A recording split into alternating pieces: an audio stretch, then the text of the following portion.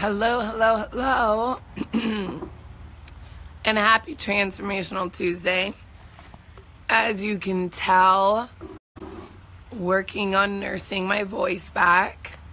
Yes, I was just at Burning Man for the last 4 days, and I sang and I danced my little heart out, and I sang until I had no voice. So today I'm actually doing a little bit better. Got some tea here.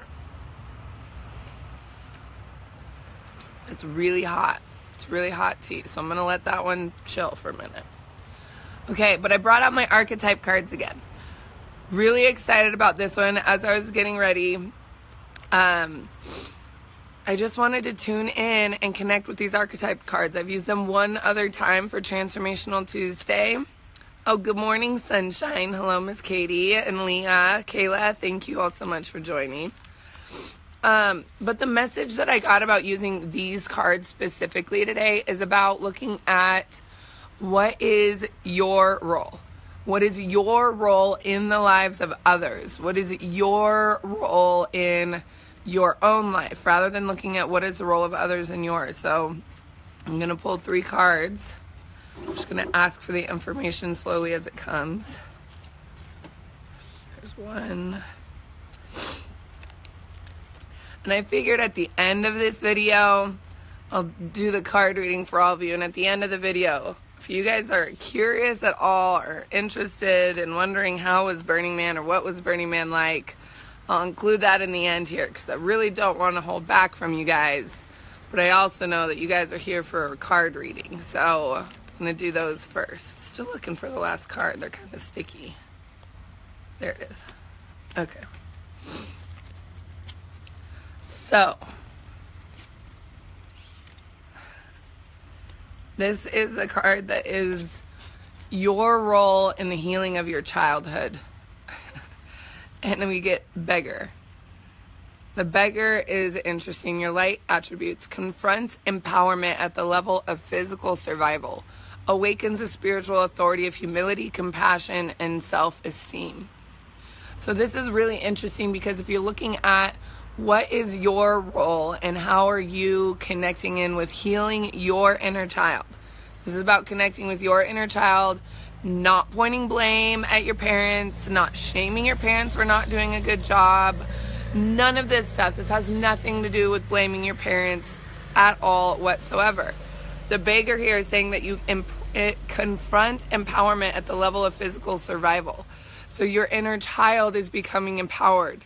That you are looking at your inner child and you're saying, I want things to be different. I want my inner child to feel different to me. I want my inner child to actually be empowered. So for me, this is just tying so much into my last week. For me, Burning Man, this was my 6th time out there.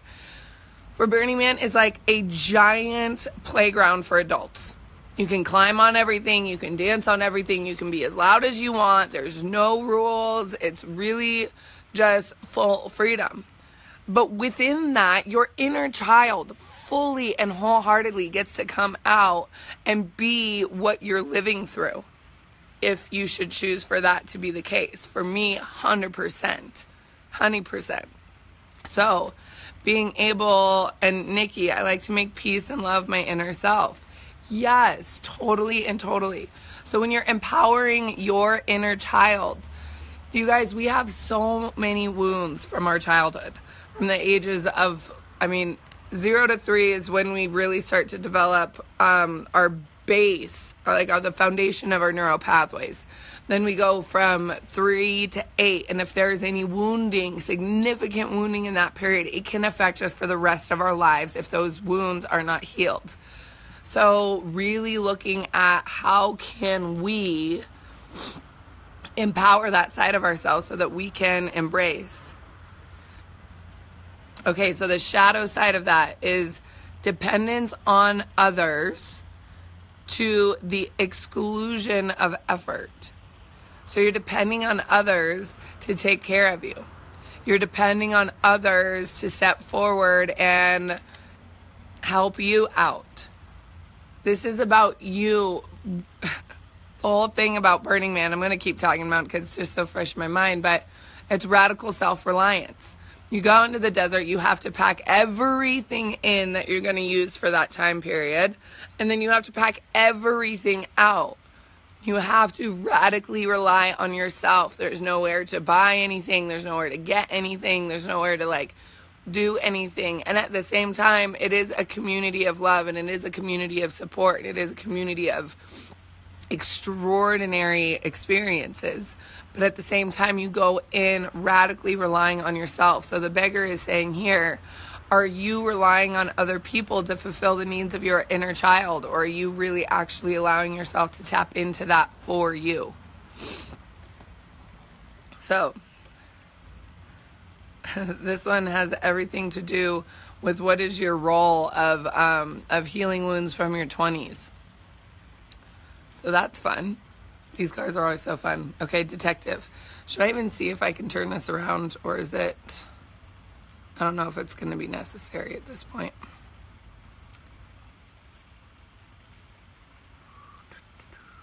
There we go. Okay, so detective. The light attributes. Great powers of observation and intuition. So looking back at your 20s. This is totally about your 20s, and I'm kind of feeling like it's 25 to 28, 29. But your 20s, rather than the childhood, this is your role in the 20s as detective. So great powers of observation and intuition. Desire to seek out the truth. That's the light attributes. So looking back at your 20s, or maybe sitting in with where you are in your 20s, depending on your age, what was it that was coming up for you? What was it that you were looking for? What was it that you were seeking? I know for me in my early 20s, I had to find answers. I had to find why my childhood was the way that it was. I had to find out reasons why I was in so much pain, reasons why I was running away from myself, reasons why I was numbing with alcohol and drugs and making it all go away. So the detective is being able to start to see, what is it that's coming for you? What is it that you want the rest of your life to look at or look like? Because you have the power of that. You have the ability to tune into all of that so that you can see yourself more clearly. I'm trying to get this little thing down so I can see the comments again. It's not working. All right, so this shadow attributes. Falsifying information or voyeurism. Are you making up your own painful truths, or are you continuing to feed the shadow? Are you continuing to feed, well, my parents screwed up and that's the excuse for my behavior, or my boyfriend was a shithead, so I'm gonna go be a shithead somewhere else because that happened to me? Because we learn how to treat people by how we are treated, and some of us can look at it and say, wow, that really hurt, or wow, that really sucks, and I don't want to go that way again. And some of us can turn around and go, I'm going to just cause the same pain to somebody else because my wounds are unhealed and somebody else is going to have to feel them. And you know what's really sad about this is that it is not always conscious. It's not always conscious, meaning sometimes we're hurt in such violent ways. It doesn't have to be physical violence, but we're hurt in such violent ways that we aren't even able to be conscious of the fact that we are then actually behaving in that way to other people and towards other people. So being aware, are you believing your own lies about your childhood? Are you falsifying those experiences, or are you enhancing them? And the beautiful side about the detective is, are you actually giving yourself permission to see things that might be painful truths so that you can actually release them? I feel like I sound like I'm going through puberty over here. Okay. I looked at the card before I asked what it was. Let's see what it is. This is where you're at right now. And it's not just where you're at right now, but for some of you, it might be what you actually need. And what I mean by need is, what is it that you need to allow yourself to go through the process of checking in with your inner child and being the detective of what really happened? What is it that you want to create your story to be? At Become, we did an exercise where we were We shifted memories from the past. And if you actually go to my YouTube channel, you'll find a meditation that can walk you through it. And when we shift memories of the past, it's like there's a domino effect on the timeline of our lives of what happened and our overall insight of what our lives were like. I personally was very bitter for a very long time about things that happened in my childhood that I had no control over. And I let them rule me for a long time. And being able to shift those things has been extraordinarily freeing and extremely painful. It's not fun to go back to those memories. But the reason I'm bringing all that up is because the Hermit has come up. And the Hermit is coming up. I love this card, and I also have a lot of resistance to it, which pretty much means I need to dive into it. But the light attribute seeks solitude to focus intently on inner life and serves personal creativity. So Carl Jung, this would be a great example to talk about Carl Jung. He was an amazing psychologist, one of the first ever, right there along the Freudian period of when psychology was basically being created, developed. You know, psychology isn't even really that old of a thing. It hasn't been around for very long. Fascinating. But the light attributes. He ended up spending, I think, years in solitude, but created the most extraordinary works of art, the most extraordinary concepts of the human behavior that are still now talked about and studied today. He had a book that was the Red Book. He tapped into, he was the first one to tap into and talk about the collective unconscious, because he would, in my opinion, he was channeling. So he would channel information from the collective unconscious and draw these extraordinary pieces of artwork that have been a part of like ancient Egyptian culture, ancient cultures that he had never experienced before. But he was saying, how can I see those things if I didn't know that they existed? So there must be a collective unconscious, which means there's the oneness, the flower of life that we are all tapped into, that we are all connected through. And how can we be able to access that consciously? Because we are all connected. There's no doubt about that. The shadow attributes of that. So basically what that means for you, why I shared about Carl Jung, is the Hermit can be a very, very beautiful thing. I call it cocooning. You're cocooning when it's time for you to let your social life fall away a little bit. Maybe simplify your life so that you can do a reassessment. What do I want as part of this? What do I want as my main focuses? Who do I want on this journey with me? So being able to see what are the qualities of your life that you want to be around, and tapping into creativity, because your creativity is also going to take away any sort of anxiety or stress or anything that you have, so that you can start to see what is actually coming up. Where is the anxiety coming from? So the light attributes is personal creativity. The shadow attributes withdraws from society out of fear or negative judgments of others, refusing to help those in need. How many of you are guilty of that? I am. I am so guilty of that. I go through total periods of isolation, especially if I've been hurt. Especially, it was like almost a year ago this time, actually. I lost a group of friends. Completely got isolated from this group of friends because of drama. Just gonna leave it at that. And I didn't really have another group of friends here in Reno. I had focused so much on my work, I had focused so much on my family that I didn't. So what I did, I hermited. I went into total isolation, like complete isolation. Didn't socialize, didn't go out, was just upset about all things. And part of that is it's a beautiful thing, because I was able to launch my Earth Angels program and do some incredible things for my business. But what I've learned this last week is that, oh my God, I love people. I love people. That's why we are talking. We fuel each other. We give each other concepts of understanding of different perspectives. If we can allow ourselves to be open to it, these periods of isolation do not have to be painful. We don't have to go find ourselves in a spot in the woods for the rest of our life because we're upset with people. So that's the shadow attribute of the Hermit. not allowing yourself to be around people or not allowing yourself to be a part of society because you don't like what's going on. And I can tell you right now, if you don't like what's going on in society, you're not alone. Crazy things are happening. There's a lot of people that are hurting and harming each other. And I don't know about you, but it breaks my heart. I watched that Vice documentary of what happened in Charleston, or Charlottesville. And I cried. I bawled myself through it. And I've seen videos of protest. I've seen videos of people hurting and harming each other.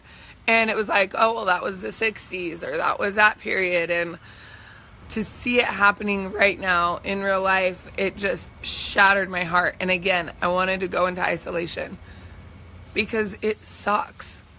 So what can we do to bring the shadow attribute into focus and know that each and every one of us has the opportunity to influence the other in such a beautiful, beautiful, beautiful and extraordinary way? And so being able to connect in with that, allowing yourself to see the support that you can offer others and the support that others can offer to you.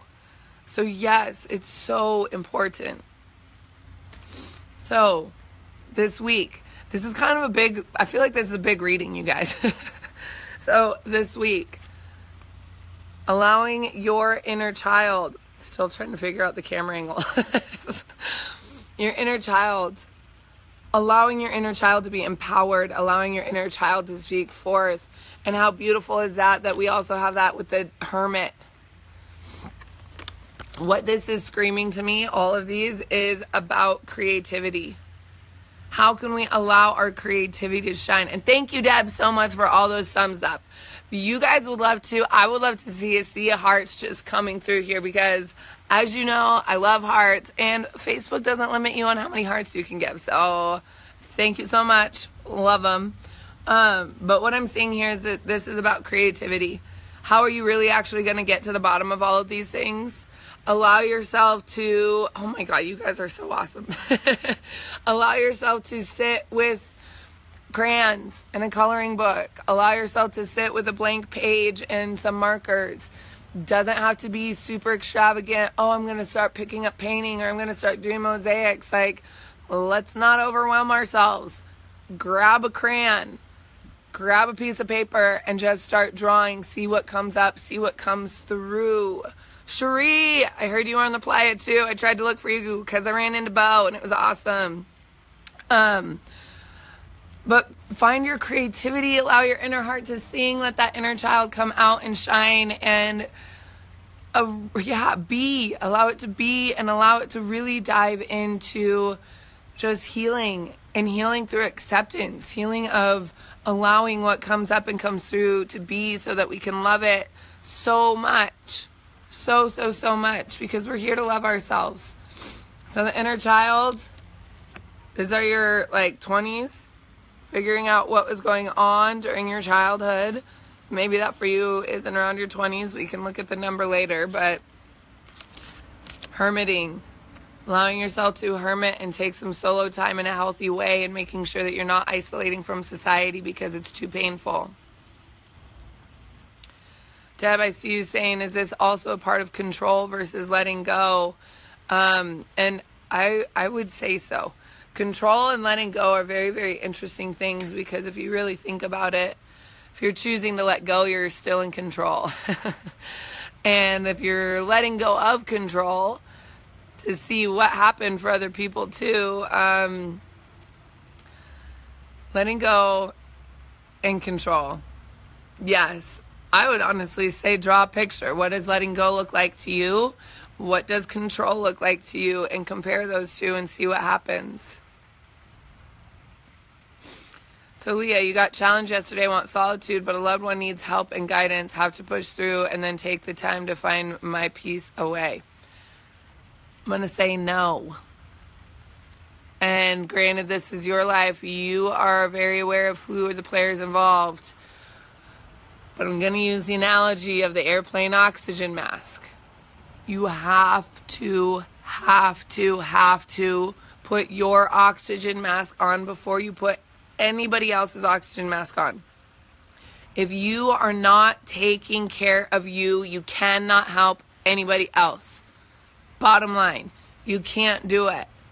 Because if you show up and you give them and give them and give them what you don't have to give, then both of you are completely depleted.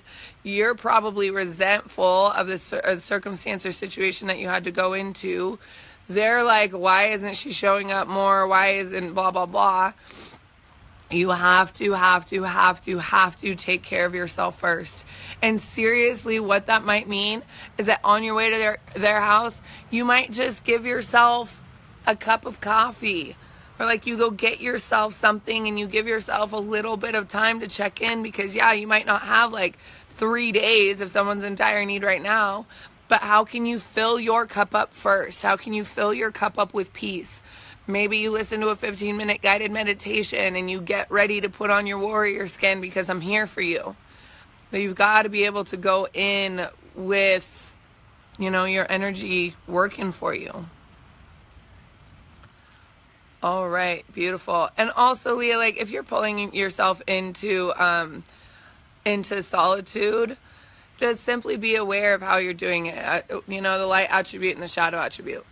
If you're giving yourself time to rest, to get to know you, to reassess your life, it's a beautiful thing.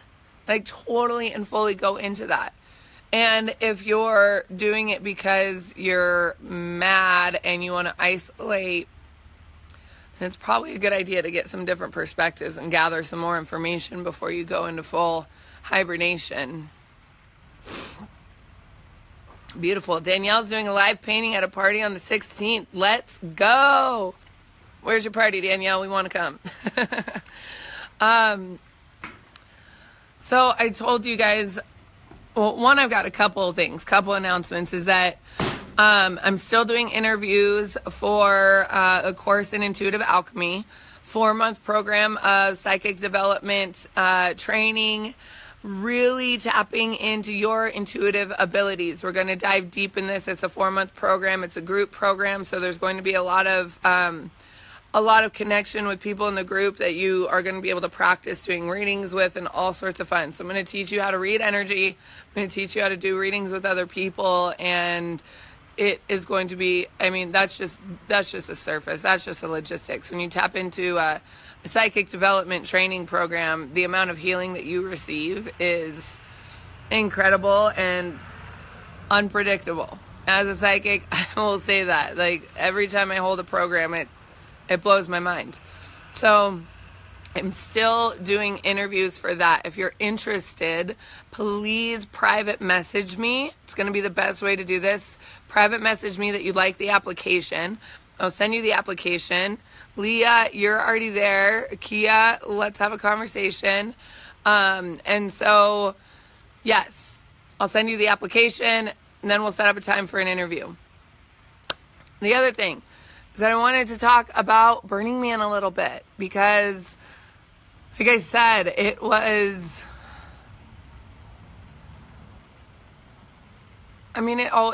always life-changing. For me, it's always been life-changing. I know hands down, without a doubt, I would not be the woman that I am today. I would not be doing the things that I'm doing today if it wasn't for Burning Man. And my first year was 2010, so it was 8 years ago.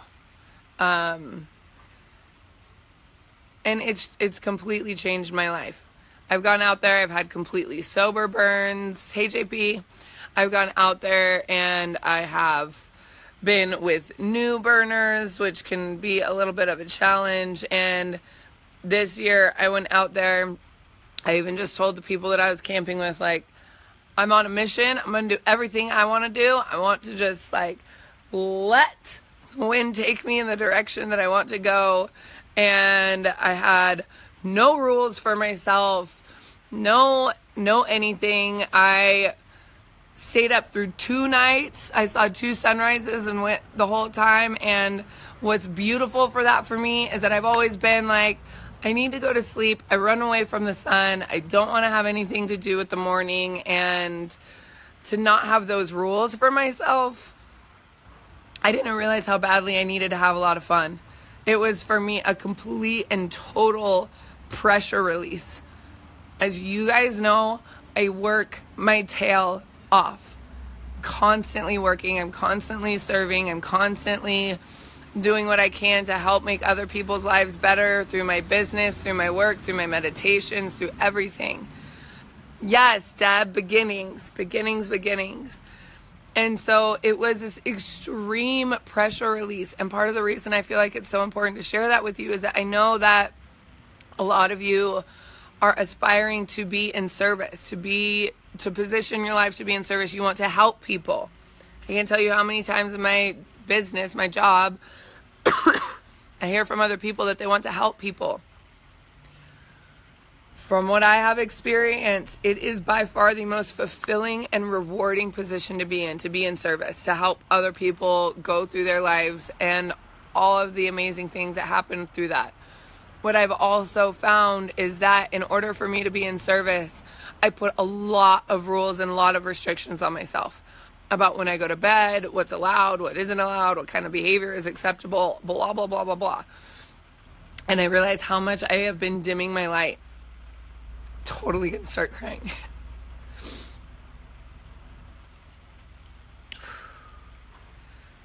I realized how much I was dimming my light by not letting my heart sing, by not being the fullest expression of myself, by not allowing myself to completely just explode in exploration and childlike play and friendships and new beginnings and all of it. I have been dimming my heart by not feeding my heart what it truly wants. I've been feeding my heart what my head thinks I need. And a lot of that has to do with being in service to you. And oh my goodness, I'm definitely going to be making more time for me, and more time for me without judgment, and more time for me without punishment, and more time for me to sing my heart out, because oh my gosh, I love it. I love it so much. So that's a little bit of a snippet of what happened for me this year at Burning Man. I was there for 4 days, and I feel like it was the most powerful 4 days I've had in a long time. And coming right out of Become and having the most powerful 3 days I've ever had in my life. Holy moly. Back to back with this. Mercury retrograde being over, thank goodness, because I'm ready to do some processing without a bunch of speed bumps. Thank you so much once again for hanging out with me, for getting your readings, for sticking with me through my explanation about Burning Man. It's amazing, and I have every intention of bringing all of that light and all of that shine into these videos, into my connections with all of you. So, mwah, mwah, mwah. Yes, please, and thank you. Love you, and I'm sure I will see you very soon. Mwah. And don't forget, if you want to be a part of the Psychic or a course in Intuitive Alchemy, let me know, and we'll get that interview set up. All right, mwah, ciao.